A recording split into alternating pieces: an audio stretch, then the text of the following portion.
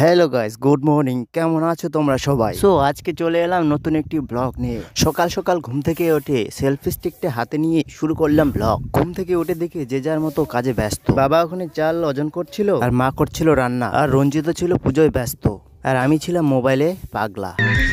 চলো ভাই, আমি বাদ দিয়ে সবাই বিজি। আর এটা হচ্ছে আমার রাজপ্রাসাদ, মানে আমার বাবা হলো এ রাজ্যের রাজা, আর এটা তার রাজমহল, আর আমি তার একমাত্র পুত্র রাজকুমার। তারপর ভাই আমি রাজদুয়ার থেকে বেরিয়ে দেখি বাইরে, ও বাবা, বাইরে কি কুয়াশা! যতই কুয়াশা হোক ভাই, কিন্তু রাজার আদেশ অমান্য করা যাবে না।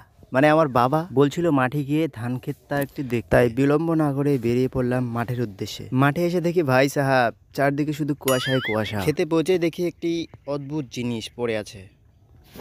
দেখো ভাই, এই জিনিসটাকে তোমরা কি বলো? আমরা তো বলি সাপের কলস, তোমরা কি বলো কমেন্টে অবশ্যই জানাবে। মাঠ থেকে এসে দেখি আমাদের পাড়ার হিরোরা ঘুরতে যাচ্ছে সরস্বতী পুজোয়, সবাই সেজে গুজে যাচ্ছে ঘুরতে। আর একটু কিছুক্ষণ পরে আমরা যাচ্ছি।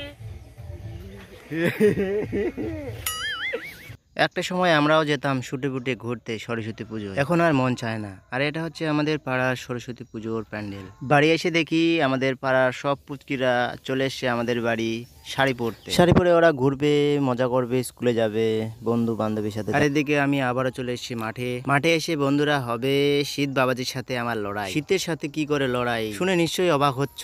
এই দেখো ভাই জল, এই জলের মধ্যে আমাকে তুলতে হবে বীজ। সো গাইস, এই ছিল আজকে ছোট্ট একটি ব্লগ, আর এখানে আমি তুলবো বীজ। কিছু বীজ কালকেই তোলা হয়ে গেছে, দেখা যাচ্ছে। যদি তোমরা আমার চ্যানেল নতুন হয়, চ্যানেলটিকে সাবস্ক্রাইব করো, আর যদি ভিডিওটি ভালো লাগে তাহলে একটি লাইক করো। তো টাটা বন্ধুরা, বাই বাই, দেখা হচ্ছে পরে।